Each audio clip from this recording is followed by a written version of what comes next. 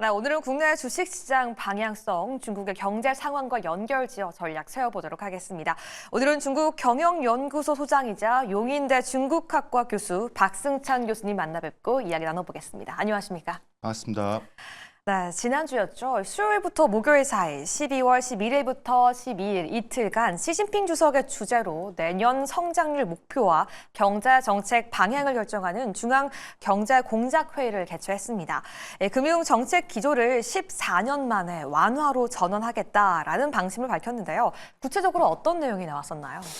사실 이게 중앙경제공작회의를 이야기하려면 조금 이야기를 좀 많이 드려야 되는데 제가 네. 간략하게 좀 우리 시청자분들을 위해서 좀 정리를 좀 해드릴까 싶습니다. 일단 한마디로 기존적인 스탠스가 좀 안정적인 발전이라면 이번에는 좀 성장을 시켜야 된다는 좀 방점이 주어 있다. 그만큼 안 좋다라는 것을 인정을 했다. 그 말이면 돈을 더 풀겠다라는 게 분명히 복선에 깔려 있습니다.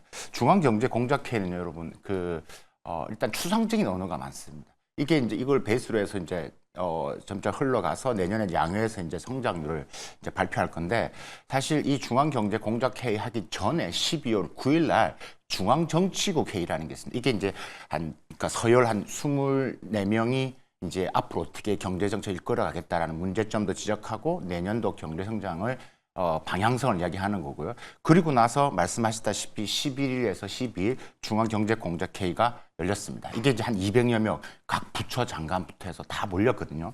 지금 이게 끝나고 지금 뭐가 진행되냐면 각 부처별로 또 연례 공작회의랑 열립니다. 그러니까 전체 지도부에서 이제 방향성을 제기를 했어요. 여기서 공작회의가 열리고 그리고 나서 이제 뭐 예를 들면 그 통화정책, 재정정책, 그다음에 소비 진작 관련해서 상무부, 인민은행, 재정부가 각자 지금 막 정신이 없을 겁니다. 그리고 내년 1월에 이제 지방 양회가 열리고요. 거기서 중간치가 바로 내년 3월 달에 양회에서 2025년도 중국 경제 성장률을 몇 프로 하겠다는 걸 발표가 하게 됩니다. 이런 프로세스가 있고 지금 그 단계에 있다라고 말씀드릴 수 있을 것 같고요.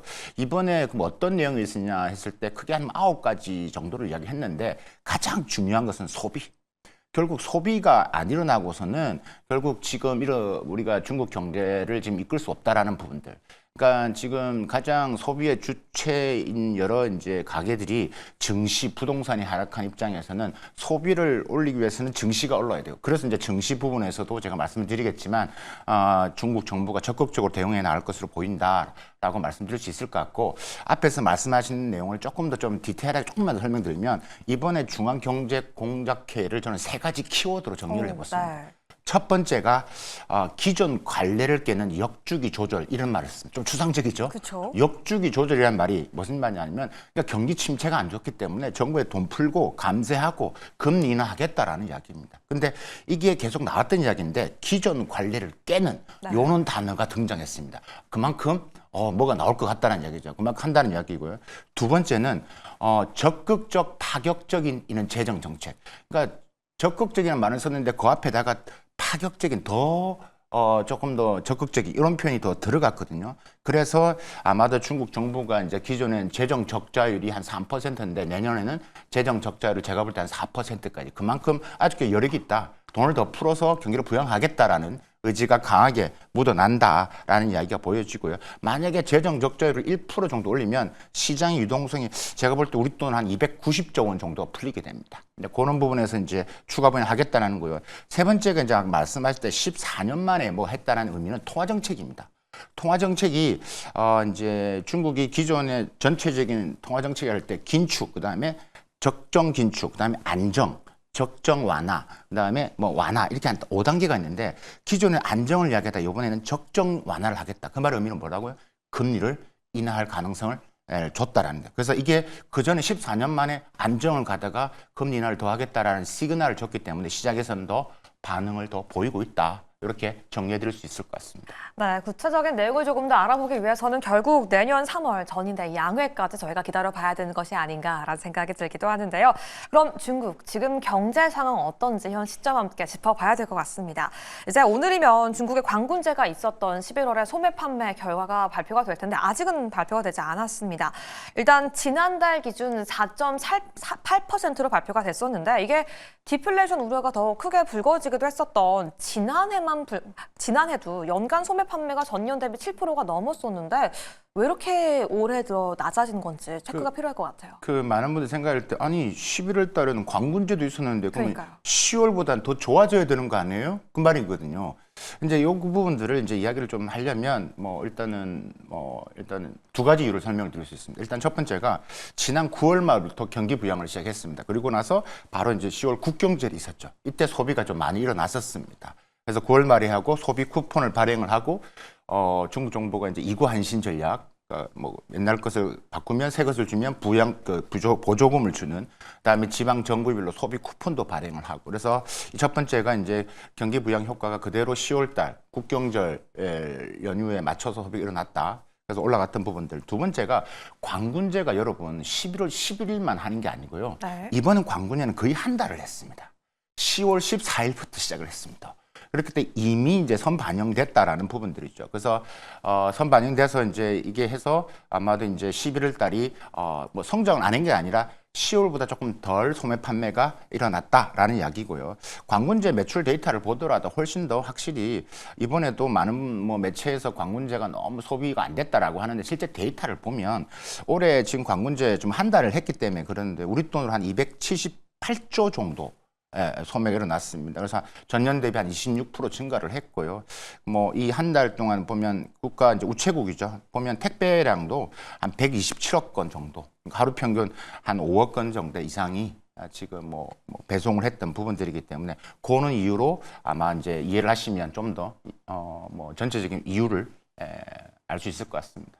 네, 중국이 지금 5%의 경제 성장률을 지켜내기 위해 하고 있는 정책이죠. 바오우 특명, 과연 이뤄낼 수 있을지 올해 말까지 체크해 보셔야 될 것 같고요. 한편 중국에서 사업을 하고 있는 현대자동차, 특이한 소식을 전했습니다. 현대자동차와 중국 베이징자동차가 1조 5,600억 원을 합작해서 중국에서 처음으로 전기차를 생산하기로 했다라는 소식 전해졌는데요. 이번 결정은 사실 최근 중국에서의 공장을 잇따라 매각하던 현대차가 보여온 이 중국 축소라는 전략과는 사뭇 달라서 이 증권가에서는 의외다라는 반응이 많거든요. 교수님 어떻게 보시나요? 제가 간략하게 세 가지로 이유를 분석해 드리겠습니다. 네. 첫 번째가 결국은 미국의 대중국 제재가 더 심해지고 그런 부분에서는 결국은 기업의 입장에서 이원화 전략을 해야 됩니다. 중국의 수출용, 미국의 수출용. 그러니까 결국 중국 시장을 빼놓고는 글로벌 메이커로서 성장에는 한계가 있다라고 판단을 한 거죠. 이게 이제 지금 현대자동차뿐만이 아니라 지금 많은 유럽의 특히 독일 기업 같은 경우도 지금 이런 식으로 전략을 하고 있고 결코 중국 시장을 빼고는 성장의 한계가 있다라는 부분들. 이게 첫 번째 이유인 것 같고요. 두 번째가 이제 지금 중국이 자율주행차가 엄청 빠릅니다. 네. 그러니까 자율주행차 테스트 베드로 활용을 해야 되겠다. 중국이 지금 주행 데이터, 자율주행차 주행 데이터가 한 1억 킬로미터 정도 되고요. 미국이 한 3천만 킬로미터, 한국이 한 50만 킬로밖에 안 됩니다. 차이가 너무 나죠. 여러 규제가 많으니까. 그러니까 중국은 규제가 좀 덜 하거든요. 그래서 현차 입장에서도 지금 중국이 옌타이라는 상하이에 R&D 센터가 있거든요. 이걸 기반으로 했을 때 계속 자율주행차에 관련된 테스트를 해야 되기 때문에 이런 테스트 베드도 활용해야 된다라는 부분들. 세 번째가 이제 수소차가 앞으로 이제 대세로 간다. 그럼 지금 일본 도요타도 마찬가지, 일본하고 중국 간의 수소차 협력이 매우 긴밀하게 이루어지고 있습니다. 그러면 현대자동차 입장에서도 결국 앞으로 수소차 경쟁을 확보를 위해서는 결국 중국 시장, 그다음 중국과의 협업이 매우 중요하다는 판단이 크게 좌우하지 않았나라는 생각입니다. 네, 결국 이 인구 14억 명의 중국차를 현대차와 기아는 완전히 포기할 수 없다라고 판단한 게 아닌가라는 생각을 내려보도록 하겠고요. 한편 반도체 이야기도 최근 중국과 배틀을 빠질래야 배틀일 수가 없는 이야기인 것 같습니다. 중국 최대 메모리 반도체 회사로 알려져 있죠. 창신춘추가요. 반값 디램 반도체를 무더기로 쏟아내고 있습니다. 최근 넉 달 새 디램 값이 35.7%나 곤두박질 쳤는데요. 국내 기업에게도 위협감이 될 것 같은데 이게 어떠한 시장의 배경이 있는지 체크부터 해야 될 것 같아요. 이게 창신 메모리라는 춘추란 뜻이 중국에서는 메모리라는 뜻이거든요. 네. 창신 메모리인데 이게 이제 크게 이 쏟아낸 배경은 수요 측면과 공급 측면을 말씀드리면 이해가 되실 것 같습니다. 수요 측면에서는 결국은 이제 스마트폰이나 이제 PC, IT 이 수요가 아무리 경제가 좀 침체하다 보니까 좀 수요가 둔화돼 있고요. 그동안 이제 그다음에 그동안 재고가 많이 있었겠죠. 그러다 보니까 재고를 이제 터는 밀어내기 부분에서 측면이 있다. 수요의 한계가 있었기 때문에 그런 부분이 있다.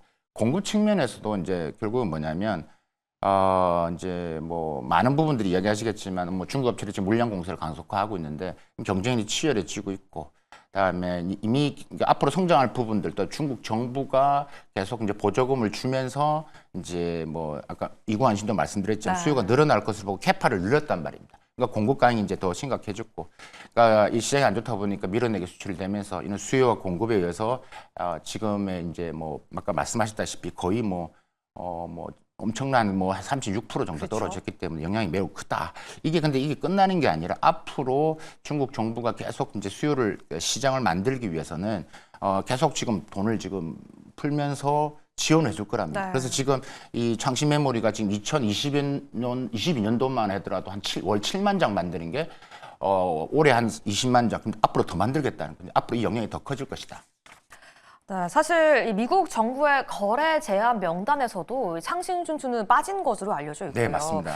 조금 회복하려나라는 기대감이 지난해 말부터 들어왔던 메모리 반도체 관련 업종이 다시 한번 안 좋아지고 있는 이 상승세가 꺾이는 모습까지 보이고 있습니다. 국내 반도체 앞으로의 방향성 어떻게 예측하실까요? 지금 이번에 창신 메모리가 지금 반값 전략인 게 DDR4인데요. 네. 이게 지금 뭐 우리보다는 거의 뭐 반값 뭐 이상으로 지금 할인하고 있기 때문에 단기적으로는 제가 볼 때는 분명히 디램 가격 하락은 우리 삼성의 주가에 분명히 영향을 미칠 것이고 단기적으로 영향을 본다. 그래서 지금 삼성도 알고 있기 때문에 빠르게 지금 격차를 유지하고 이제 DDR5로 지금 넘어가고 있고, 그러니까 선단 제품으로 좀 가는 전략을 좀 하고 있고, 이와 동시에 지금 우리가 이걸 하기 위해서는 지금 앞으로 지금 미국의 대중국 반도체 제재가 더 심해질 거기 때문에, 그러니까 이게 또 중국도 이제 현지화 기술 자립하기 때문에, 그러니까 정말 중국과 미국의 각각에 있는 생태계가 마련돼질 거기 때문에 우리가 여기에서 어떻게 지금 공급망에서 생존할 것인데 조금 깊은 고민이 필요하고 빠른 지금 한 단계 앞서가는 이런 전략이 지금 아마 시작되고 있는 것으로 알고 있습니다. 네, 살아남기 위한 새로운 전략과 고민 그리고 새로운 기술이 필요한 그러한 시점인 것 같습니다.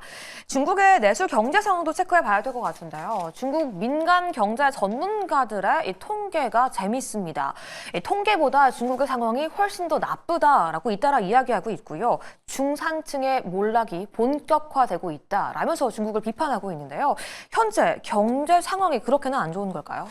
제가 한 열흘 전에 갔다 왔거든요. 네. 네, 베이징, 상하이나 현장을 좀 보고 왔는데, 자, 어떤 측면에서 접근하느냐가 이제 큰 것 같습니다. 그러니까 몰락까지 이야기하시는 건 너무 과도한 부분들이고요. 네. 여전히 많은 데는 사람이 많이 있습니다. 근데 제가 말씀드리고 핵심은 뭐냐면 이 소비 심리가 안 살아난다. 이거는 이제 중요한 팩트다. 그러니까 소비 심리 지수가 여전히 낮다라는 말. 그러니까 그 말에 의미는 제가 간단한 데이터를 하나 설명을 드리면, 이게 올해 9월 말까지 지금 유연화 저축 잔액이 우리 돈은 한 5경 8천조 원이 넘습니다. 그 중에서 한 가계 저축 총 금액이 한 2경 한 8,200조. 그러니까 2경 8,200조 상상이 가시는지 모르겠지만 그 돈이 은행에서 잠자고 있다는 이야기입니다. 그러니까 그 돈이 안 돈다는 이야기입니다. 그래서 이게 지금 가장 심각한 부분들이게요. 그러다 보니까 이제 기업 투자도 둔화되고 수출도 하락이 되니까 총 수요가 감소를 하죠. 그러니까 경제 성장률이 한계가 있다, 성장. 그래서 이제 제가 볼 때는 이제 이게 이런 걸 알고 있기 때문에 중국 정부가 이제 9월 말에 경기 부양책을 했고요.